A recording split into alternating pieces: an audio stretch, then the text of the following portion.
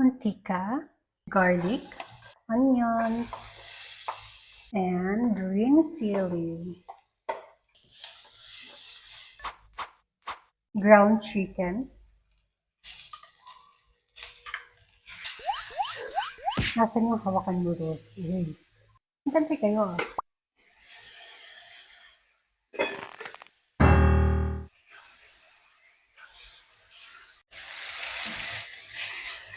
Titimplahan na natin ng tubig, salt, pepper, fish sauce, oyster, sili,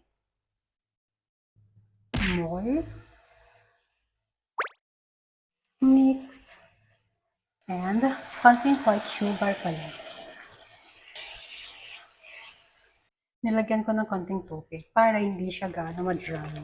15 seconds, okay na to.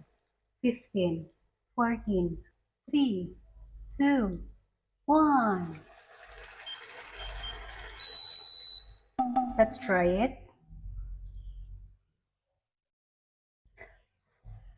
Try nyo nga.